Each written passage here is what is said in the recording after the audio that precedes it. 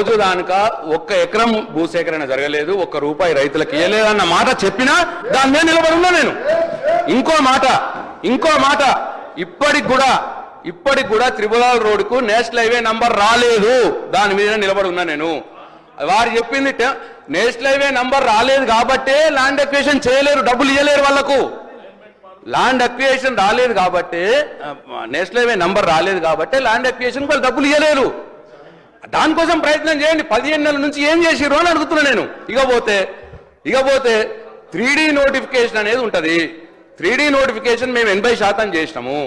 అంటే 3D notification అంటే road పోయే భూములు ప్రభుత్వ ఆధీనంలోకి తీసుకోవడము, అది మేము చేసినాం 80%.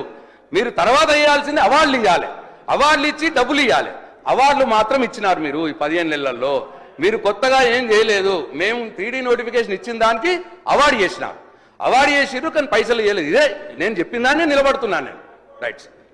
ఇకపోతే సార్ నేను అన్నీ చెప్పినా, నల్గొండలో వారి కాన్స్టిట్యున్సీలో పనులు చేసినామన్నా దానికి నిలబడుతున్నా నేను. కావాలంటే నల్గొండకు పోదాం, నల్గొండ ప్రజలు చూస్తూ ఉన్నారు దీన్ని. నల్గొండలో పోదాం, మేము చేసిన పనులు చూపిస్తాను నేను.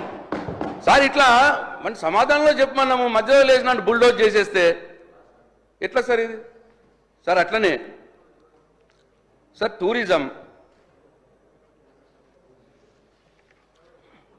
ఈ టూరిజంలో సార్ 25-26కి 800 కోట్ల రూపాయలు పెట్టినారు సార్. సార్ ఇది 2024-25లో 620 కోట్లు పెట్టినారు. నేను అడగదలుచుకున్నాను ఈ ప్రభుత్వాన్ని, మీరు పెట్టిన 620 కోట్లలో ఎన్ని రిలీజ్ చేసినారు, ఎన్ని ఖర్చు పెట్టినారు? ఇది వాస్తవ రూపంలో మీరు పెట్టిన డబ్బు రావట్లేదు, ఈ ఆచరణలో లేదు అని చెప్పి నేను ఈ ప్రభుత్వానికి చెప్తా ఉన్నా. అయితే టూరిజంకు చాలా స్కోప్ ఉన్న రాష్ట్రం మనది, ఎంత ఎక్కువ చేస్తే అంత మంచిది. నేను ఈ సందర్భంగా మరియు టూరిజం అనగానే మహబూబ్నగర్ జిల్లానే కనిపిస్తున్నది అధ్యక్ష. ఈ మధ్యకాలంలో వేరే జిల్లాని పట్టించుకుంటలేరు. నేను అట్లనే ఈ హోటల్స్ ఇది పద్దులనే మాట్లాడుతున్నామ్మా అధ్యక్ష. టూరిజం వాళ్ళది కూడా ములుగు కూడా చేసుకుంటున్నారు అధ్యక్ష టూరిజంలో.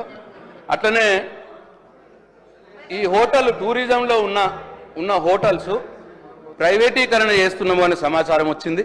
ఆ అడుగులు కూడా పడ్డాయట. అయితే ఇది మంచిది కాదు. ఇది టూరిజం గవర్నమెంట్ డిపార్ట్మెంట్ నుంచి నడిపిస్తే ఆదాయం పెంచుకునే అవకాశం ఉంటుంది, తద్వారా ఇంకా టూరిజంని ఎక్స్పాండ్ చేసుకోవచ్చు. అట్లా వదిలేసి ప్రైవేట్ వాళ్ళకు అప్పచెప్పడం మరి మంచిది కాదు. మరి దాని వెనకాల ఏం మతలబు ఉన్నది? ఎందుకు ప్రైవేట్ వాళ్ళకు అప్పచెప్తున్నారు? ఇది ప్రభుత్వం చెప్పాల్సిన అవసరం ఉన్నది. అట్లనే ప్రైవేట్ వాళ్ళకు అప్పచెప్తే దాంట్లో పనిచేస్తున్నటువంటి చాలామంది ఉద్యోగులు, అవుట్సోర్సింగ్ ఉద్యోగులు ఉంటారు. పాపం వాళ్ళ గతి ఏం కావాలి? ఇవన్నీ కూడా ప్రభుత్వం బాధ్యత తీసుకోవాలి.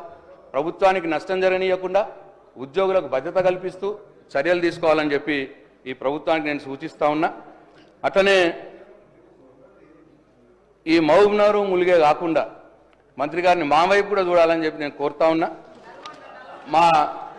మా నియోజకవర్గంలో అధ్యక్ష SRSP ప్రాజెక్ట్ ఉంటుంది, అది నిజామాబాద్ జిల్లా మొత్తం కూడా ఉంటుంది. అది SRSP ప్రాజెక్టు బ్యాక్ షోర్లో బ్రహ్మాండమైన ఐలాండ్స్ ఉన్నాయి అధ్యక్ష.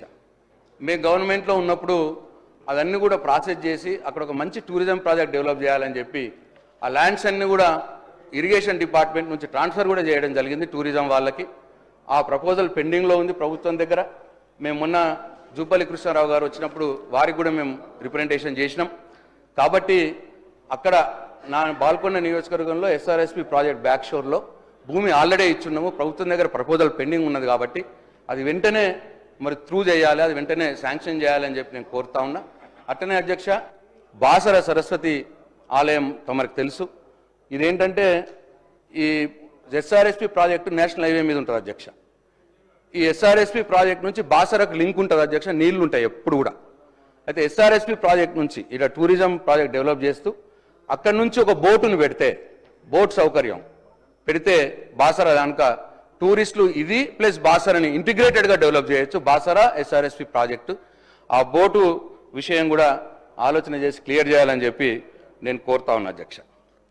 అట్లనే ఎండోన్మెంట్లో 2025-26కి 241 crores పెట్టినారు అధ్యక్ష. మరి లాస్ట్ ఇయర్ ఏమో 237 crores పెట్టినారు. 241 crores పెట్టినారు కానీ రిలీజెస్ అంతగా లేవు ఎండోన్మెంట్స్లో. ఎందుకంటే ఇది ప్రజల నమ్మకానికి సంబంధించినటువంటి అంశం. సమాజానికి ఆధ్యాత్మిక పెంచాల్సిన అవసరం ఉన్నది. ధార్మిక విషయంలో సమాజాన్ని మేల్కొల్పాల్సిన అవసరం ఉన్నది. హిందూ దేవాలయాల అభివృద్ధి కూడా కృషి చేయాల్సిన అవసరం ఉన్న డిపార్ట్మెంట్ ఇది. కాబట్టి మరి దీనికి ఫండ్స్ వెంటనే రిలీజ్ చేయాలి.